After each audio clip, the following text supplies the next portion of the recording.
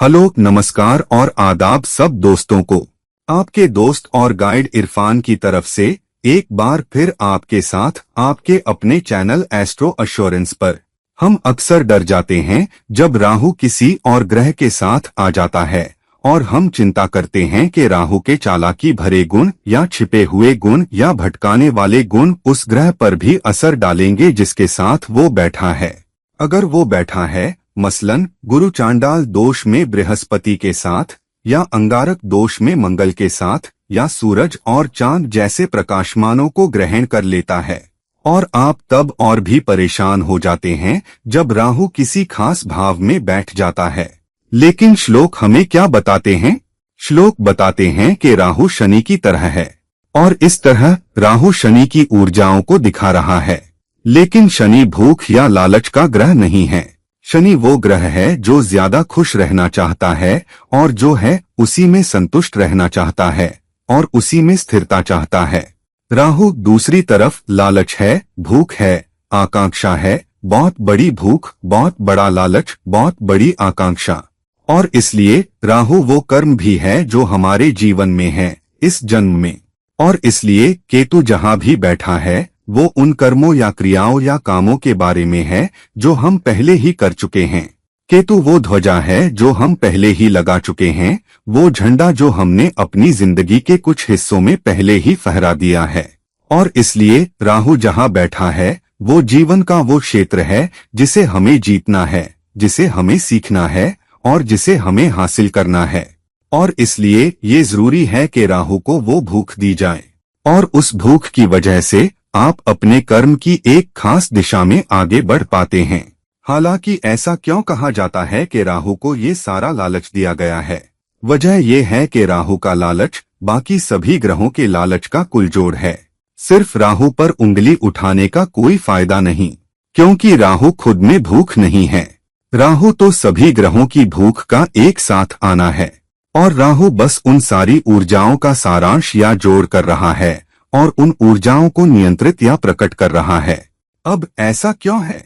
अगर आप राहु और केतु की तुलना करें तो आप उनकी तुलना सफेद और काली रंग से कर सकते हैं। राहु के लिए सफेद और केतु के लिए गहरा या काला। वजह यह है कि केतु रिश्तों को नकारता है, नतीजों को नकारता है, प्रकटीकरणों को नकारता है, उस भाव के संकेतों को नकारता है जिसमें वो बैठा है, और उस ग्रह के साथ जिसके साथ वो बैठा है। यानी आपको अतिरिक्त मेहनत और बहुत बड़ी मेहनत करनी पड़ती है, और आपको बहुत मुश्किल से काम करना पड़ता है, लगातार मेहनत करनी पड़ती है और धैर्य रखना पड़ता है, तब जाकर केतु आपको उस भाव या उस ग्रह के क्षेत्रों में सफलता पाने देता है। हालांकि यहाँ आपको अपने से आगे बढ़कर दूसरों के लिए देना होगा और उन क्षेत्रों में और उस ग्रह के बारे में दूसरों के लिए जीना होगा, तभी केतु इनाम देगा, अगर बिल्कुल केतु आपसे खुश होता है। दूसरी तरफ राहु वो क्षेत्र है जिसे आपको अपने लिए हासिल करना है, दूसरों के लिए नहीं। लेकिन ये भूख क्यों? अगर केतु काला रंग है जो सब कुछ सोख लेता है और कुछ भी परावर्तित नहीं करता, और इसीलिए वो आपको किसी भाव के नतीजे नहीं देता। राहु दूसरी तरफ सफेद रंग की तरह है जो सब कुछ वापस परावर्तित करता है। तो जब आप सिनेमा हॉल में जाते हैं तो आपके सामने का पर्दा सफेद होता है। वजह यह है कि अगर वो काला पर्दा होता तो प्रोजेक्टर जब वो रंग या फिल्म को काले पर्दे पर डालता तो काला पर्दा ज्यादातर रंग सोख लेता और बहुत कम आपको दिखाई देता, बिल्कुल केतु के असर की तरह। दूसरी तरफ अगर सफेद पर्दा है तो वो सारे रंगों को कई गुना वापस परावर्तित करता है, ताकि प्रोजेक्टर जो छोटा है और रोशनी या चलती फिल्म को पर्दे पर डाल रहा है, रंग आपकी आंखों में वापस परावर्तित हो जाएं और आप देख पाएं। तो राहु विस्तार के साथ परावर्तन है। हालांकि राहु सब कुछ वापस परावर्तित करता है, सारे रंग, और इसलिए आप पर्दे पर सारे रंग, सारे किरदार और कहानी देख पाते हैं। तो अगर राहु सारी ऊर्जाएं वापस परावर्तित करता है तो राहु सारी भूख भी वापस परावर्तित करता है। अब इस भूख का मतलब क्या है? हर ग्रह की एक भूख, एक लालच और एक आकांक्षा होती है जो उस ग्रह के स्वभाव से जुड़ी होती है। मिसाल के तौर पर सूर्य की लालच या रवैया या सूर्य की आकांक्षा नेतृत्व और इज्जत और गर्व के लिए होती है। तो सूर्य जो नेता है चाहता है कि सब उसकी इज्जत करें, सब उसे ऊंचा उठाए, सब उसे नेता की तरह देखें। कभी कभी इज्जत मांगने के बजाय इंसान इज्जत की मांग करने लगता है, क्योंकि सूर्य किसी भाव में और किसी खास ग्रह के साथ बैठा होता है, और इसलिए सूर्य की आकांक्षा, सूर्य की भूख इज्जत, अधिकार, नेतृत्व के लिए है। और अगर इसे और बढ़ा दिया जाए तो ये अहंकार और तानाशाही में भी बदल सकता है। तो हर ग्रह में अपने आप में एक राहु असर भी होता है, यानी विस्तार का असर। बेचारे राहु को दोष देने का कोई फायदा नहीं, ये उस ग्रह का अपना स्वभाव और रवैया और गुण है। आप ऊर्जाओं को काबू नहीं कर रहे। तो फिर चांद की भूख क्या है? चांद की भूख, चांद का लालच, चांद की आकांक्षा ये है कि खुश रहना, भावनात्मक रूप से संतुष्ट रहना, ऐसी जगह पर रहना जहां आप भावनात्मक रूप से समझदार हों, आप अपनी इंद्रियों पर काबू रखें और दूसरों का ध्यान भी अपनी तरफ खींच सकें, ताकि आपको भावनात्मक रूप से अच्छा लगे, आप खास महसूस करें। जब चांद को वो ध्यान, वो सहारा, वो पोषण, दूसरों से वो सहारा, दूसरों से हमदर्दी नहीं मिलती, तो इंसान बुरा महसूस करता है, इंसान निराश होता है, इंसान मायूस होता है, इंसान डिप्रेशन में भी चला जाता है। और इसलिए ये जरूरी है कि आप अपनी कुंडली में चांद की ऊर्जाओं को काबू में रखें और चांद का राहु वाला हिस्सा आपके बस में हो, वरना आप बहुत ज्यादा ध्यान, दूसरों से बहुत ज्यादा सहारा मांग रहे हैं, भावनात्मक पोषण और भावनात्मक संतुलन और भावनात्मक भलाई के लिए दूसरों पर बहुत ज्यादा निर्भर हो रहे हैं, और इसलिए आप उन सीमाओं को पार कर जाते हैं और दूसरों से ज्यादा मांगते हैं जितना वो दे सकते हैं, और फिर भावनात्मक उथल पुथल हो जाती है। फिर बुध की भूख क्या है? बुध जो विश्लेषण का ग्रह है, उसकी भूख डेटा के लिए, जानकारी के लिए है। जितनी जानकारी आप बुध को दे सकते हैं उतना अच्छा, क्योंकि जितनी ज्यादा जानकारी उतना ज्यादा डेटा, आप उतने ज्यादा समझदार विकल्प चुन सकते हैं, उतने ज्यादा समझदार फैसले ले सकते हैं, क्योंकि बुध को वो मिल रहा है जिसकी वो आकांक्षा करता है, जिसका वो लालच करता है। बुध पूर्णता के लिए भी लालच करता है, भूखा रहता है, और इसलिए बहुत ताकतवर बुध वाला इंसान दूसरों के बारे में बहुत विश्लेषणात्मक हो सकता है, दूसरों में खोज निकाल सकता है, दूसरों से सही होने की उम्मीद कर सकता है, हमेशा लोगों को बताता रहेगा क्या करना है, क्या नहीं करना है, और खोज निकालता रहेगा और उन्हें सही करने की कोशिश करता रहेगा, और बहुत विश्लेषणात्मक बनने की कोशिश करता रहेगा। और इसलिए डेटा रखना, संवाद रखना, जानकारी रखना, यही बुध की भूख है। अगर इसे एक हद से ज्यादा बढ़ा दिया जाए तो इंसान बहुत शिकायती, बहुत विश्लेषणात्मक हो सकता है, हमेशा दूसरों में खोज निकालता रहेगा, अपनी गलतियों या गलत फैसलों की जिम्मेदारी कभी नहीं लेगा, गलत फैसलों के लिए दूसरों को दोषी ठहराएगा, काम बिगड़ने के लिए दूसरों को दोषी ठहराएगा, रिश्ते बिगड़ने के लिए भी दूसरों को दोषी ठहराएगा। और इसलिए फिर बुध का राहु वाला हिस्सा या बुध का भूख वाला नहीं, लालच वाला हिस्सा सक्रिय हो जाता है, और इसलिए ये जरूरी है कि आप बुध की शिकायत करने, ज्यादा विश्लेषण करने, ज्यादा जानकारी चाहने और दूसरों से सही होने की उम्मीद करने, दूसरों से पूर्णता की उम्मीद करने की भूख और लालच को काबू में रखें। शुक्र की भूख और लालच क्या है? शुक्र की भूख और लालच है, एक तरफ भौतिक लाभ, विलासिता, अच्छी जिंदगी, कलात्मक जिंदगी और जीवन की सारी अच्छी चीजें, यही शुक्र की आकांक्षा है।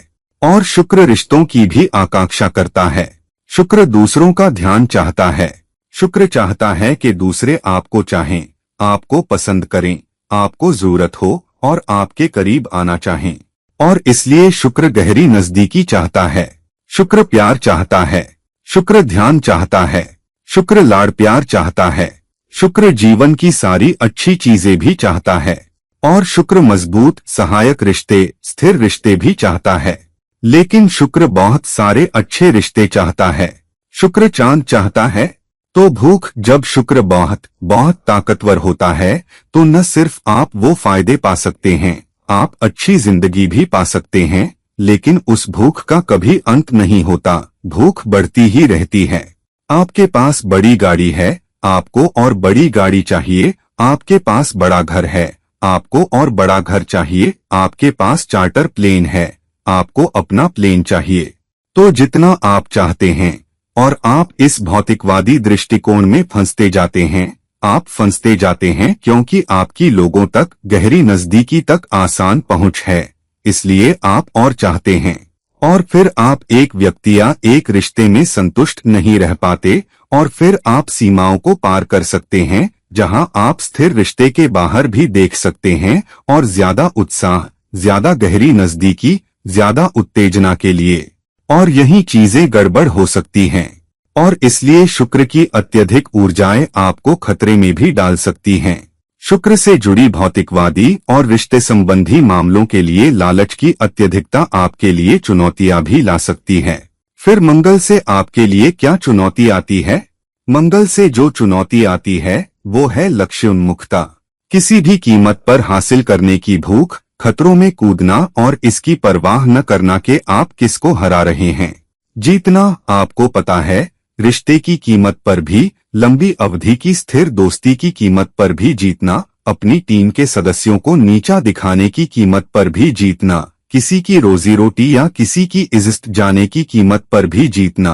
तो जब आपके पास ताकतवर मंगल होता है और आप में मंगल से जुड़े गुणों के लिए लालच कम होता है, तो आपको किसी भी चीज की परवाह नहीं होती। आप हर चीज और हर किसी को कुचलते हुए चलते हैं, चाहे वो रिश्ता हो, चाहे दोस्ती हो, चाहे टीम हो, चाहे प्रोजेक्ट हो, चाहे सुपरवाइजर हो, उच्च अधिकारी हो, जो भी हो, जीतने की कीमत पर आप सब कुछ कुर्बान करने को तैयार हैं। तो लक्ष्य उन्मुखता, उपलब्धि की भावना और किसी भी कीमत पर उपलब्धि, यही मंगल की भूख, लालच, आकांक्षा है। मंगल खून चाहता है। मंगल अपनी मर्जी के लिए खून बहाने को भी तैयार है। तो बहुत बहुत ताकतवर मंगल, जो सबसे क्रूर ग्रहों में से एक है, अगर आपकी भूख और लालच एक हद से बढ़ जाए तो आप बहुत बहुत आक्रामक हो सकते हैं।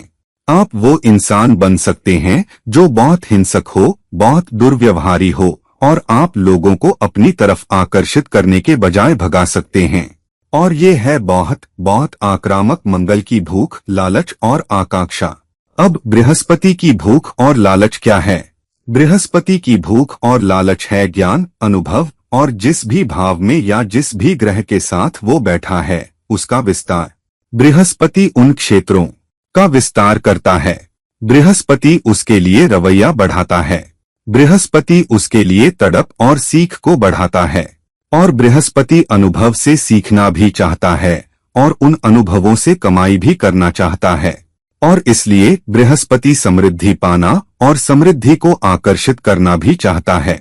तो बृहस्पति के साथ कभी कभी जब वो अपनी भूख के मामले में बहुत ताकतवर हो जाता है, तो ज्ञान की उसकी जरूरत इतनी ज्यादा हो जाती है कि इंसान ज्ञान के लिए बहुत तड़पने लगता है, ज्ञान के लिए बहुत लालायित होने लगता है और गुरु के रूप में पहचाना जाना चाहता है।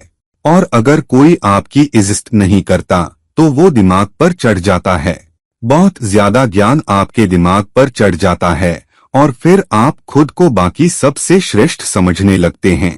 एक श्रेष्ठता का भाव आ जाता है कि आप किसी से ज्यादा जानते हैं, आप अपने मैनेजरों से ज्यादा जानते हैं, आप अपने टीचरों से ज्यादा जानते हैं, आप अपने जीवन साथी से ज्यादा जानते हैं, आप अपने दोस्तों से ज्यादा जानते हैं, आप अपने भाई बहनों से ज्यादा जानते हैं, आप अपने माता पिता से ज्यादा जानते हैं, आप अपने गुरुओं से ज्यादा जानते हैं।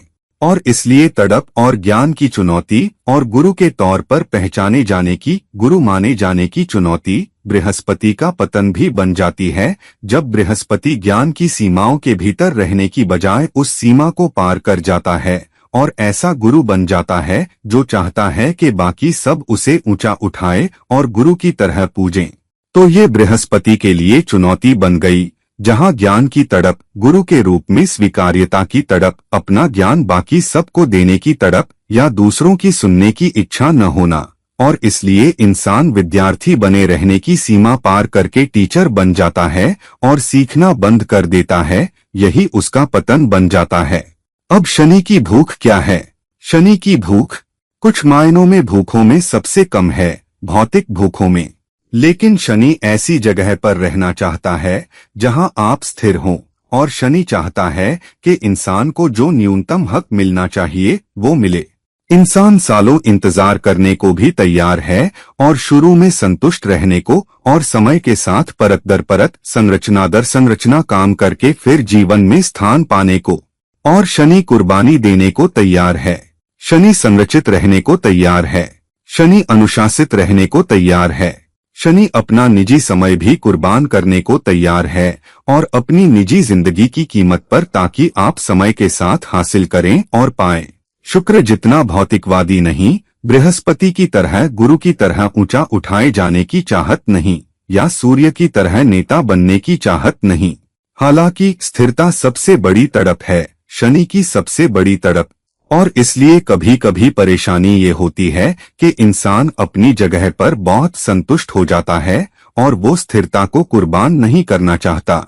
और इसलिए कई बार जो लोग स्पेक्ट्रम के बिल्कुल नीचे होते हैं, कभी कभी वो इतने खुश और संतुष्ट होते हैं और अपनी नाव को नहीं डुबाना चाहते कि वो जीवन में आगे बढ़ने के लिए मेहनत नहीं करना चाहते। और इसलिए एक सिक्योरिटी गार्ड, कई बार आप जानते हैं, दुख की बात है कि जिंदगी भर सिक्योरिटी गार्ड ही रहता है, या ड्राइवर जिंदगी भर ड्राइवर ही रह सकता है, कम से कम उनमें से ज्यादातर। कोई जो मेड है और हमारे घर में मदद करने आती है, खासकर भारतीय उपमहाद्वीप में, वो इंसान जिंदगी भर वही मेड रह सकता है या रह सकती है। और इसलिए ये चुनौतियां हैं जो शनि वाला इंसान चाह सकता है।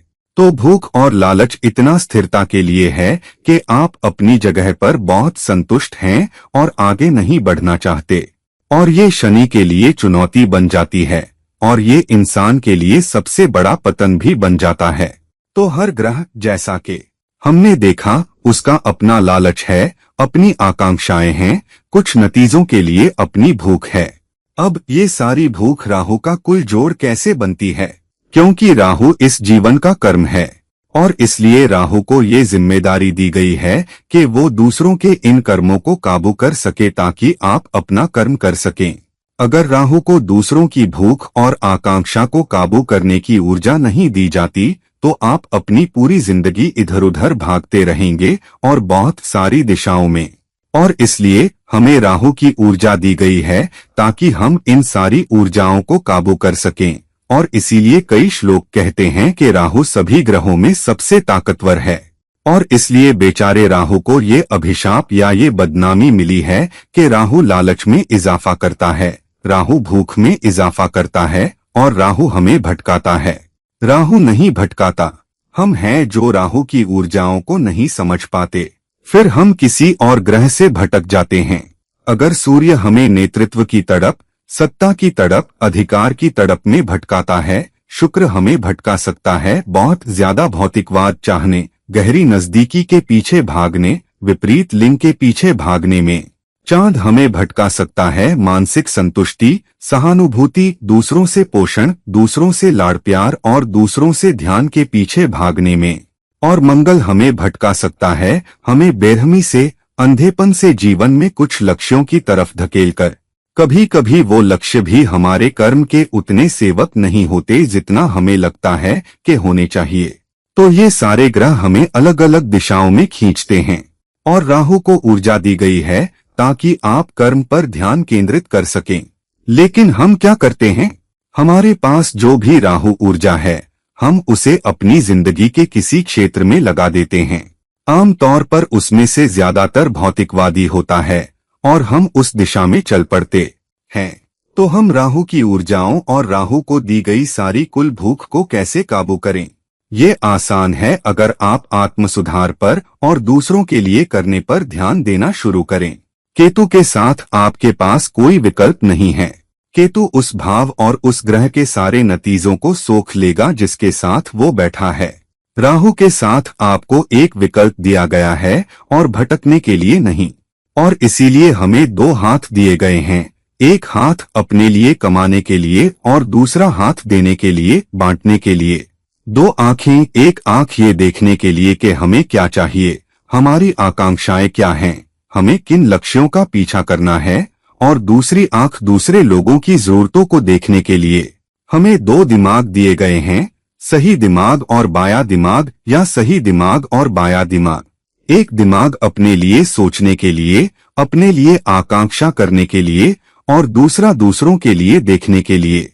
हमें दो पैर दिए गए हैं, एक पैर अपने लक्ष्यों की दिशा में चलने के लिए और दूसरा पैर भी उस दिशा में चलने के लिए जहां हम दूसरों की सेवा कर सकें।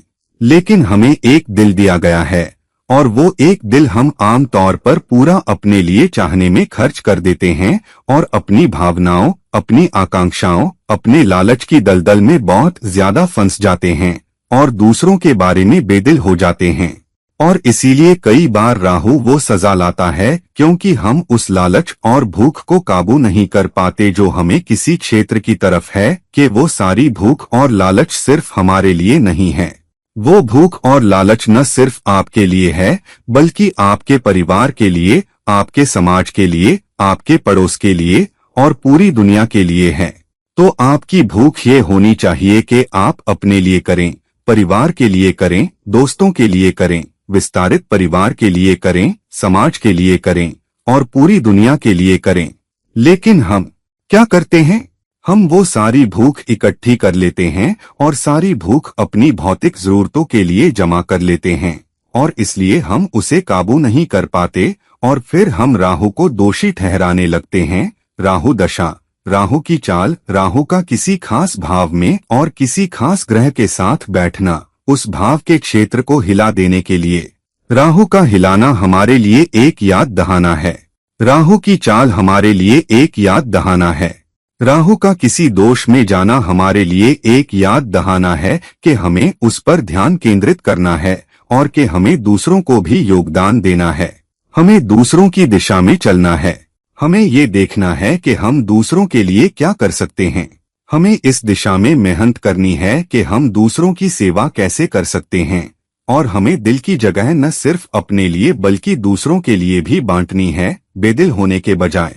और इसलिए वो सारी भूख और वो सारा लालच जिसे राहु काबू करने की कोशिश करता है, सोखने की कोशिश करता है, वो हमारे अपने भले के लिए है। लेकिन ये हमारे ऊपर है कि हम उस भूख और लालच को अपने से परे इस्तेमाल करें, ताकि वो ऊर्जा, वो कर्म जो हम कर रहे हैं और ज्यादा केंद्रित हो और ज्यादा देखभाल वाला हो और ज्यादा सेवक बने, हम दोनों के लिए और दूसरों के लिए। तो दोस्तों, अपनी जिंदगी को देखिए, आपने कितना अलग अलग ग्रहों की भूख और लालच को राहु की बदनामी में योगदान देने दिया है। और क्या आप किसी खास क्षेत्र में इस बात को देखे बिना भटक गए हैं कि आपका कर्म क्या होना चाहिए, आपको कहाँ चलना है और आपको दूसरों के लिए और ज्यादा कहाँ करना है? और कम से कम अब से शुरू करें। चाहे आपने पिछले में कुछ भी किया हो, अपने से परे देखना शुरू करें और ये देखना शुरू करें कि आप कहाँ योगदान दे सकते हैं और दूसरों के लिए भी कर सकते हैं, ताकि राहु की वो भूख, सभी ग्रहों की जमा हुई भूख जो राहु ने आपको दी है, उसका बेहतर इस्तेमाल हो सके। ये हैं आपके दोस्त और गाइड इरफान, साइन ऑफ कर रहे हैं। नमस्कार।